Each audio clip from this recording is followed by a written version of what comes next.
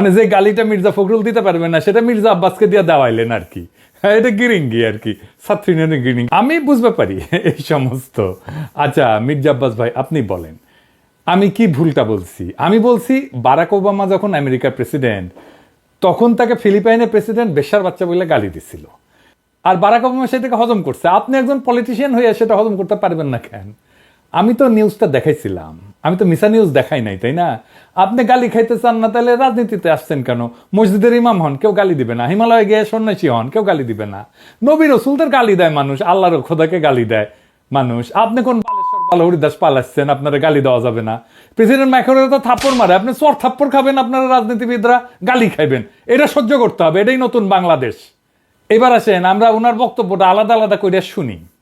জারজ Milton বকা দিয়েছে আমাকে, সেটাকে সমর্থন করেছে পিনাকি। অর্থাৎ জারজ মিল্টন যে ভাষা আমাকে বকা দিয়েছে, পিনাকি সমর্থন করেছে। আমি বলতে চাই যে ওরা সবাই একই বংশের, একই গোত্রের সন্তান। কোনো ভদ্রলোককে এভাবে গালি দিতে পারে না। আমি ঢাকার মানুষ, আমি ইচ্ছা করলে ওরা যে ভাষায় গালি দেয় তার চেয়ে জঘন্য ভাষায় গালি দিতে পারি, কিন্তু আমার বাপ মা, আমার পরিবার এটা আমাকে শেখায় নাই। ওরা যেটা বলছে এবং বলেছে এটা ওদের পরিবার থেকে শেখানো, ওরা ওই পরিবার থেকে করে আসছে, শুকরের জাত।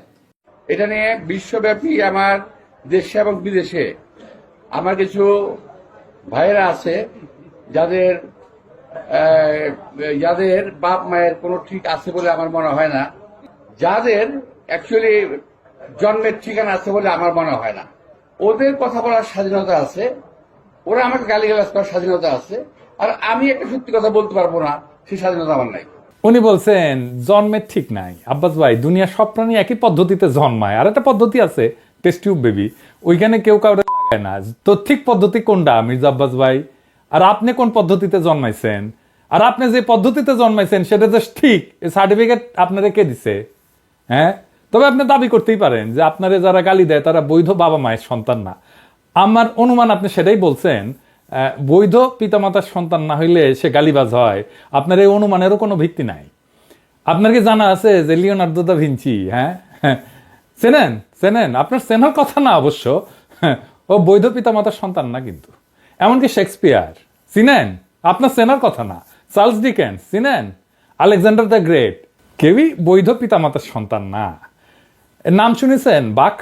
হ্যাঁ, মিউজিশিয়ান শুনেছেন? তার কোনো মিউজিক শোনার কথা না আপনার।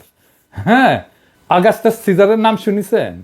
স্টিভ জবসের নাম শুনেছেন? এমনকি জ্যাকি চ্যান সিনেমা দেখেছেন? দুইটা কেউই বৈধভাবে বিবাহিত বাবা মায়ের সন্তান না। সেই জন্য মনীষীরা বলে জন্ম হোক যথাতথা, কর্ম হোক ভালো। আপনার কর্মজীবনটা কি আসেন সেটা দেখি। আপনার কর্মজীবন কি ভালো? না মির্জা ভাই, আপনার কর্মজীবন ভালো না। আপনার কর্মজীবন কলঙ্কে ভরা। না, আমি কোনো পত্রিকার নিউজ নিয়ে আপনার চরিত্র হনন করব না, ওইটা আমার কাজ না। 2015 সালে আপনি আপনার নিজের দাখিল করা হলফনামা থেকেই দেখাবো। আসেন আমরা আমাদের ঠিক পথে জন্ম না হওয়া মির্জা আব্বাস ভাইয়ের আমল নামা দেখি। আচ্ছা মির্জা আব্বাস ভাই, মির্জা তো আপনার পারিবারিক পদবি না, তাই না? এটা আপনি লাগাইছেন পরে। আপনার বাবার নামের আগে তো মির্জা নাই, তাই না? আপনার বাবার নাম আব্দুর রাজ্জাক। আপনার এখান মির্জা লাগাইতে হইল ইনফিরিয়রিটি কমপ্লেক্সে। এলিট হইতে চাইছেন, নতুন বাংলাদেশের এলিট হইতে চাইছেন না? টাকা পয়সা হয়েছে, এখন মির্জা না থাকলে ক্যাঙ্কা হয়। অসুবিধা নাই, বাঙ্গুল্যান্ডে এভাবেই সব এলিট গড়ে উঠছে, ওই যে সোহরাওয়ার্দীর বডিগার্ড থেকে। আচ্ছা যাই হোক, মির্জা আব্বাস তো এটা ব্যাংকের মালিক, জানেন তো? ঢাকা ব্যাংক 1995 সালে ব্যাংকটা প্রতিষ্ঠিত হয়, মির্জা আব্বাসই প্রতিষ্ঠাতা। এই ঢাকা ব্যাংকটা দেশের প্রথম দিকের বেসরকারি মালিকানায় প্রতিষ্ঠিত ব্যাংকগুলোর মধ্যে অন্যতম ব্যাংক। কোনো সমস্যা হয়নি, অনেক ব্যাংকের সমস্যা হয়েছে, জয় বাংলা হয়ে গেছে হাসিনার আমলে। মির্জা আব্বাসের ব্যাংকে কোনো সমস্যা হয়েছে? হয় নাই। হ্যাঁ, তো ব্যাংক প্রতিষ্ঠার টাকা পেলেন কেমনে মির্জা আব্বাস ভাই? আপনার ফ্যামিলি কি জমিদার ছিল? আপনার আব্বা কি করতেন? আসেন আমরা এবার দেখি ওনার আব্বা কি করতেন। ওনার আব্বা মতিঝিল সরকারি উচ্চ বিদ্যালয় বা মতিঝিল সেন্ট্রাল গভর্নমেন্ট স্কুল হিসেবে যেটা পরিচিত, ওই স্কুলের দপ্তরে ছিলেন। ডং ডং ডং ডং ডং ডং কইরা ঘন্টা বাজাইতেন। কি মির্জা আব্বাস ভাই, খারাপ লাগলো? হ্যাঁ, দপ্তরের কাজ খারাপ না, সম্মানের কাজ। কিন্তু আপনি যে কাজ করতেছেন সেটা সম্মানের না। দপ্তরের কাজের পাশাপাশি আপনার ওই স্কুলের সামনে মসজিদের সাথে একটা ছোট্ট পুরীর দোকান ছিল। পুরি বানাইতেন আপনার আব্বা, ওই পুরীর দোকান চালাইতেন। ওই সিপার পুরীর দোকানের জমিটাও ছিল রেলের। এখনো আপনি রেলের জায়গা দখল করে বাসা বানায় বসবাস করছেন। হয়তো পরের জায়গা পরের জমি, ঘর বানাইয়া আমি রই, আমি তো ভাই জমির মালিক নই। দপ্তরি থাকাটা কোনো অপরাধ না, লজ্জারও না। কিন্তু ওই অবস্থা থেকে ব্যাংক মালিক হওয়ার জার্নিটা আমরা বুঝা দেখতে চাই। কেমনে বাংলাদেশের এলিট তৈরি হয়েছে, কেমনে বাংলাদেশের পলিটিশিয়ানরা তৈরি হয়েছে, কেমনে বাংলাদেশের রাজনীতিতে দুর্বৃত্তায়ন হয়েছে। 1991 সালে প্রথম এমপি হন মির্জা আব্বাস। তারপরে কিছুদিনের মধ্যে ঢাকার মেয়র, আর 4 বছরের মধ্যে ব্যাংক মালিক। এমপির বেতন কত মির্জা ভাই? মন্ত্রীর বেতন কত? 1-1.5 লাখ টাকা সেই সময় মাসে, তাই না? তো কোন জাদুর কাঠি পাইলেন যে ব্যাংক বানানোর টাকা পাইছেন? এমপি হওয়ার আগে কি করতেন আপনি? আপনি ছিলেন কমিশনার। কমিশনারের বেতন কত? আপনার বৈধ ব্যবসা কি ছিল? বৈধ ব্যবসা ছিল ওই অঞ্চলে শাহজাহানপুরের গরুর হাটের ইজারা নিতেন আপনি। সেই 75 পরবর্তী সময় কমলাপুর রেলওয়ে যত ঠিকাদারি, সড়ক পরিবহন সহ আরো বহু জায়গা থেকে চাঁদা উঠাইতেন। চান্দা তোলাটা আপনার পুরানো অভ্যাস, তাই চান্দা তুলে আমাদের টাকা দিতে চায় যেন আমরা ইউটিউবিং ছাড়ি। শুনেন, ওরা ওই যে ওই যে ইউটিউবের মধ্যে কি যে পয়সা কামানোর একটা রাস্তা আছে ওদের, সে পয়সা কামাইতেছে। আরে ভাই, পয়সা যদি লাগে আমাদেরকে বল, আমরা চাঁদা দিলে দিব না, অসুবিধা নাই তো। চান্দা তোলা ছাড়া আর কিছু করার যোগ্যতা মির্জা আব্বাস আপনার ছিল না কোনোদিনই।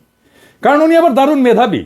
আপনার ইউনিভার্সিটিতে পড়ার যোগ্যতা হয় নাই। সোহরাওয়ার্দী কলেজ থেকে 2nd ক্লাসের ডিগ্রি পাস করেছেন, এই যে সার্টিফিকেট আপনার দেখেছেন। আল্লাহ বাঁচাইছে, আর একটু কম হলে তো জাতির ফিতা হয়ে যাইতেন। তো উনি নিজেই নিজের সার্টিফিকেট দাখিল করেছিলেন। যাই হোক, এই একাডেমিক কোয়ালিফিকেশন নিয়ে আপনার তো কেরানিরও চাকরি হইতো না কোথাও, বাংলাদেশেও না। আপনার তো কিছু করার ক্ষমতাই নাই। ইউটিউবে টাকা পাওয়া যায়, কথা সত্য। বই লেখাও টাকা পাওয়া যায়, শিক্ষকতা কইরা, অভিনয় কইরা, কবিতা লিখা, গান গাইয়া টাকা পাওয়া যায়। প্লেন চালালেও টাকা পাওয়া যায়, রিক্সা চালালেও টাকা পাওয়া যায়। আপনার ড্রাইভারও যে ড্রাইভিং করে সেটা তো টাকা পাওয়া যায়। তো আপনি এর কোনোটাই পারেন না। আপনি চান্দা তুলে টাকা তুলতে পারেন, ওটাই আপনার উপার্জন, ওইটাই আপনার ক্ষমতা। তো চান্দা তুলে টাকা দিয়ে ইউটিউব বন্ধ করার আবদার কেন করতেছেন? ব্যথা বেশি দিচ্ছি, ব্যথা কি জিনিস আপনি টের পান নাই?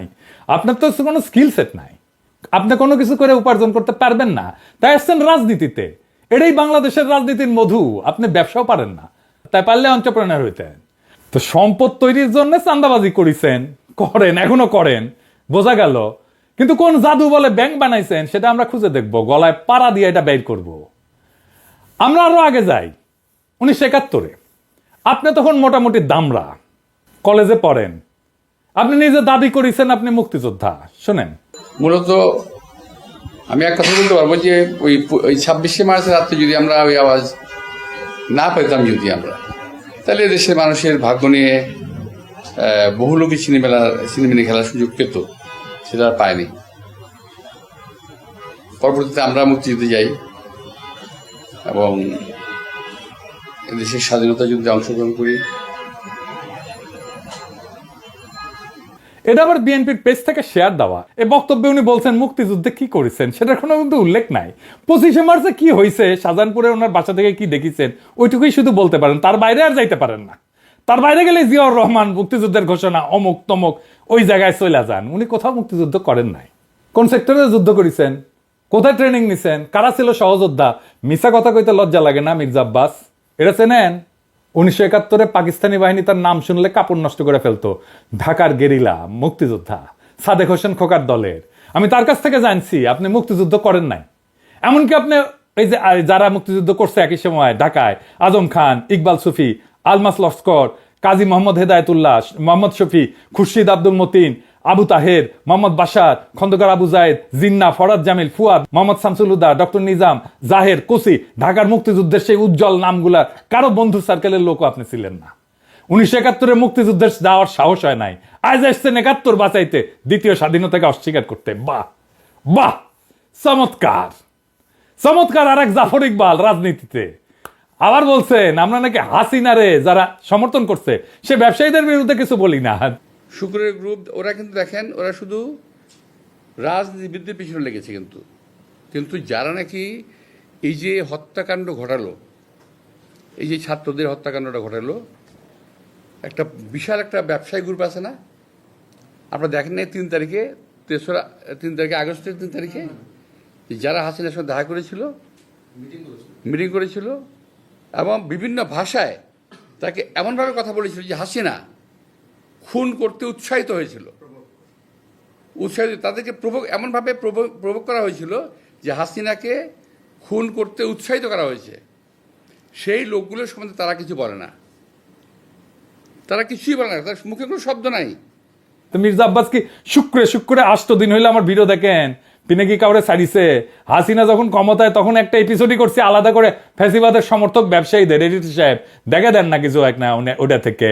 এফবিসিসি এর একটা কনফারেন্স আছে, সেইখানে বাংলাদেশের ব্যবসায়ী নেতারা হাসিনাকে সামনে রেখা নানাভাবে তেল দিছে, শেখ হাসিনার নামে জয়ধ্বনি দিছে, গানের কলি ব্যবহার করে হাসিনার মন পাওয়ার চেষ্টা করছেন। হাসিনাকে যারা উৎখাত করতে চায় তাদের দেখে নিবে বলছে হাসিনাকে যারা উৎখাত করতে চায় তাদের ঠেকায় দিতে বাংলাদেশের ব্যবসায়ীরাই যথেষ্ট। জয় শেখ হাসিনা, জয় শেখ হাসিনা। সালমান ভাই রাঘব আমাকে বলছে বলার জন্য, হ্যাঁ শেখ হাসিনা সরকার, শেখ হাসিনা সরকার, শেখ হাসিনা সরকার। কিন্তু হাসিনা যাওয়ার পরে আপনার সামনে কেন সময় টিভির মাইক্রোফোন এডিটর সাহেব বড় কইরা দেখান, মাথার উপরে কেন চ্যানেল 24 এর লোগো? ওরা কি আপনার দুলাভাই লাগে নাকি আপনার চান্দা দেয়? আবার শোনেন, বলতেছে আমরা নাকি সবার পিছিয়ে লাগি। এই গোষ্ঠী কখনো বাংলাদেশকে স্থিতিশীল থাকতে দেবে না, কখনো আমার বিরুদ্ধে, কখনো ওর বিরুদ্ধে, কখনো তার বিরুদ্ধে লেগেই থাকবে। আপনারা অপেক্ষা করেন, কদিন পরে তারা ইউনূস সাহেবকে ধরবে। আমি এটা বলে দিচ্ছি আমি আপনাদেরকে, কদিন সাহেব পরে তারা ডাক্তার ইউনূস সাহেবকে ধরবে। কার পিছে লাগিয়েছি? ইন্ডিয়ান লেসপেন্সারি যারা করে তাদের পিছে লাগিয়েছি। প্রফেসর ইউনূসের পিছনে নাকি আমরা লাগবো? অবশ্যই লাগবো, যদি প্রফেসর ইউনূস ইন্ডিয়ান লেসপেন্সারি করে। ইন্ডিয়ান লেসপেন্সারি বাদ দেন, তারপরে আইসেন আলাপ করতে।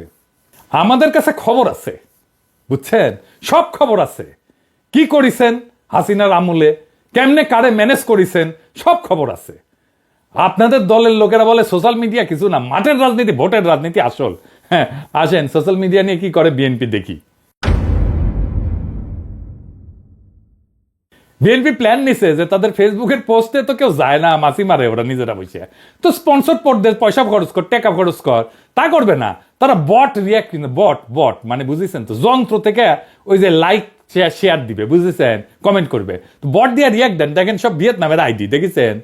হ্যাঁ, আপনারা বিএনপির পোস্ট দেখবেন যে হাজার হাজার লাভ রিয়াক্ট পড়িছে, ভালোবাসা রে বন্যা বয়ে যাইতেছে, আপনারা প্রভাবিত হয়ে যাবেন। আরে বাপরা সর্বনাশ, ভালো কাজ করিছে তো, ভালো কথা, আমি একটা লাভ রিয়াক্ট দিয়ে দিই।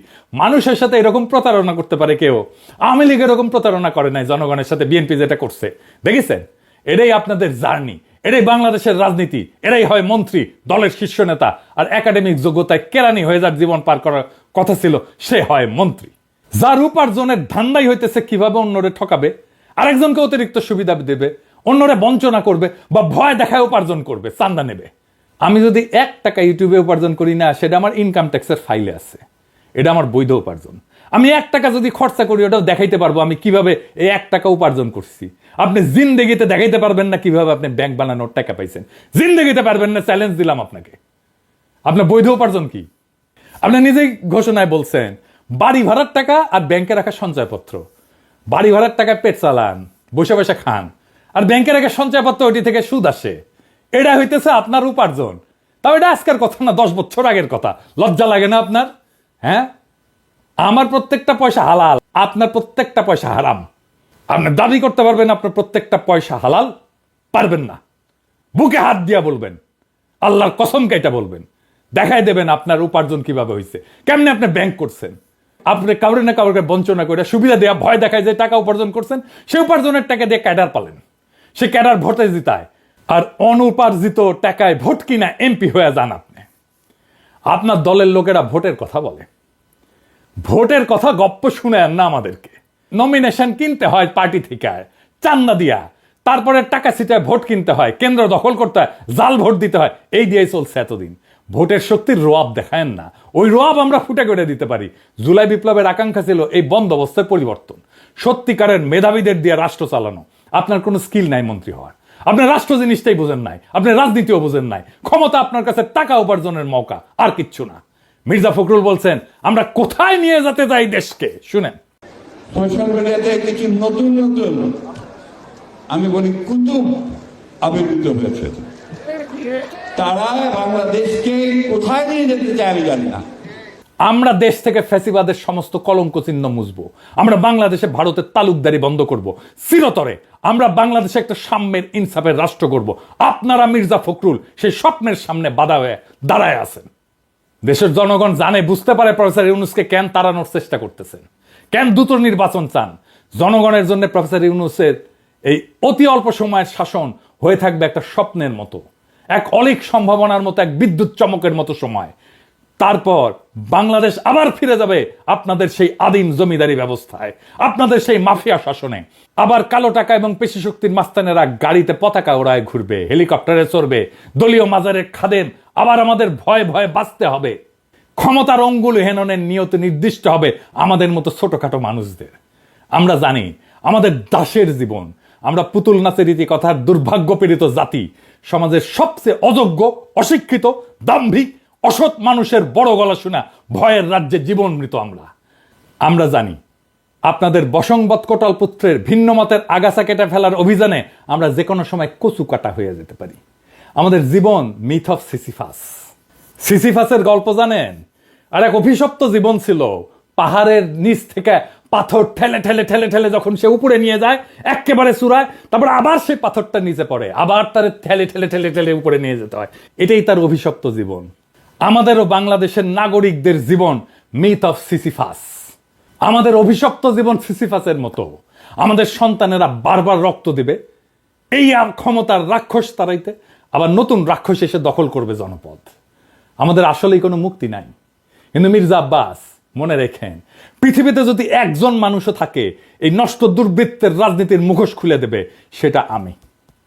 ঈদের জামাতে যারা প্রফেসর ইউনূসের হাত ছুঁইছে তারা বলছে আকুল ভাবে ছাড়ার 5টা বছর থাকেন, কারণ তারা জানে ওই লোকটা তাদের মানুষের মর্যাদা দিছে। বেশি দিন লাগে নাই, মাত্র 7-8 মাস। মানুষ তার বিপুল সম্ভাবনা আর তাদের অফুরন্ত শক্তির খোঁজ পাইছে, জাতির প্রাণ শক্তি জায়গা উঠছে। এটাই বিপ্লব। আমরা এই পরিবর্তনের জন্য জান লড়াই দিছি, এই জন্য আমাদের বাচ্চারা জীবন দিছে জুলাই আগস্টে। এটাই বিপ্লবের রুহানি প্লাবন, সেই বিপ্লবের আইকন আজকে প্রফেসর ইউনূস। জনতার স্বপ্নের সামনে বাধা হইয়া দাঁড়াইলে জনতাই আপনাদেরকে রুখে দেবে। সেই দিন বুঝবেন সোশ্যাল মিডিয়া কি জিনিস। আপনারা ক্ষমতায় আসতে পারেন, কিন্তু কোনোভাবেই এই স্বপ্নের সময় প্রফেসর ইউনূসের করে দেওয়া যাওয়া অর্জনকে অতিক্রম করতে পারবেন না। আপনাদের সেই পরাজয় গাথা এখনই লেখা হয়ে গেছে, প্রত্যেক দিন লেখা হচ্ছে। এই নতুন বাংলাদেশের স্বপ্নে যারা অন্তরায় হয়ে দাঁড়াইছে তাদের ভবিষ্যৎ অনিবার্যভাবে ম্লান। ইতিহাসের নিয়মে জনগণের ইচ্ছার বিপরীতে দাঁড়ানো মানেই পরাজয়। মির্জা আব্বাস এবং তার মতো নেতৃত্বের অবসান অনিবার্য। আমরা জানি এই লড়াই শুধু ক্ষমতার না, এই লড়াই ইনসাফের, সাম্যের, মুক্তির। আমাদের তরুণ প্রজন্ম আজ যে নতুন বাংলাদেশের স্বপ্ন দেখছে, যেখানে দুর্বৃত্তের রাজনীতি, চাঁদাবাজির আধিপত্য কিংবা ক্ষমতার দম্ভের কোনো স্থান নাই, সেখানে থাকবে সৎ, মেধাবী, প্রগতিশীল নেতৃত্ব। প্রফেসর ইউনূস এই নতুন স্বপ্নের প্রতীক। তার নেতৃত্বে যে নতুন দেশ গড়ার লড়াই শুরু হয়েছে, তা জনতার হৃদয়ে আর এক বিপ্লবের আগুন জ্বালায় দিছে। এই আগুন নিভে যাওয়ার না। জনতা জানে, জনগণ জানে এই পরিবর্তন তাদের জীবনের, তাদের ভাগ্যের, তাদের সন্তানের ভবিষ্যতের প্রশ্ন। তাই মির্জা আব্বাস কিংবা তার মতো অতীতের রাজনীতির নেতাদের কাছে আমাদের একটাই বার্তা, সময় বদলাইছে, জনতার স্বপ্নকে দমায় রাখা যাবে না। নতুন বাংলাদেশে মিথ্যা, দুর্নীতি, ক্ষমতার অপব্যবহার থাকবে না। আমাদের লড়াই চলবে জুলাই আগস্ট বিপ্লবের প্রকৃত অর্থ বাস্তবায়ন না হওয়া পর্যন্ত। এই নতুন বাংলাদেশের স্বপ্ন বাস্তবায়নের পথে প্রত্যেকটা বাধাকে পেরায় আমরা আগায় যাব একটা সত্যিকারের স্বাধীন, সাম্যের, ইনসাফের, মানবিক বাংলাদেশের পথে। ইনকিলাব জিন্দাবাদ।